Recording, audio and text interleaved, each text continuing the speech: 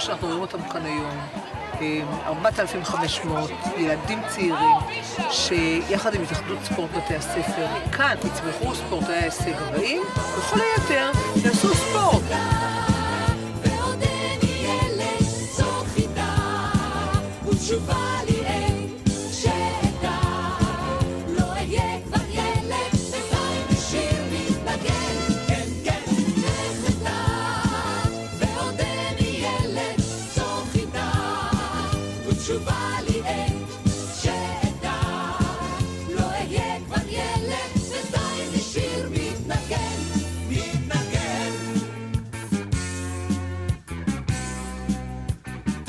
והכל, אבל העיקר שנהנינו והכיף. זה באמת יפה לראות את כל הילדים משתתפים וזה חשוב. המון יצליחו, המון יפסידו, אבל מה שחשוב זה ההתמדה שלהם לאורך כל הדרך.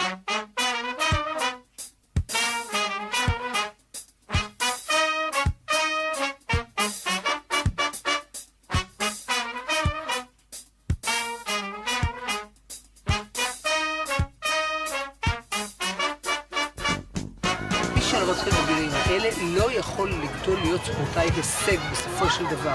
ספורט עממי אפשר להתחיל בכל גיל. אופניים, הליכה, ריצה, אתה יכול לראות היום. וגם בזה אנחנו עוסקים, בספורט עממי במסגרת שבוע הספורט ישראל ובכלל.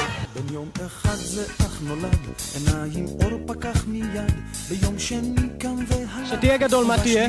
שחקן כדורסל. ואתה? שחקן כדורסל. בבית ספר לא מתעסקים איתך הבנים, נכון? כאילו, אם מישהו מתעסק, שר מפילה אותו, עושה לו איפון? לא, אף אחד לא מפיל אותי.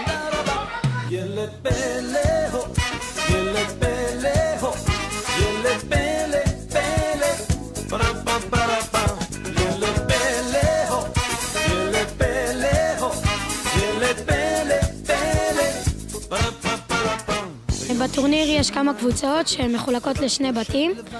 בבית אתם משחקים כולם נגד כולם, ושתי קבוצות עולות לחצי גמר. שניכם הולכים להתחרות בגמר אחד נגד השני. אתם חברים? כן. איך זה להתחרות נגד חבר שלך? קשה, אבל צריך לתת את כל כולכם. נכון, אתה ממש ספורטאי, ואתה, מה אתה אומר, תוותר לו קצת? חבר שלך בכל זאת. אני חושב שזה בכל זאת תחרות שגם אם זה חבר או לא, צריך עדיין להילחם עד הסוף.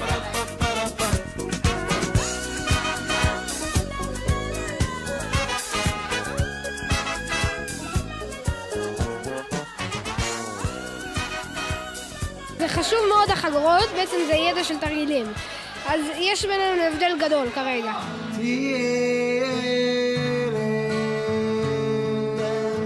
כמה פעמים בשבוע אתה מתאמן? 6 פעמים בשבוע בגילך? בן כמה אתה? בן 12 גם?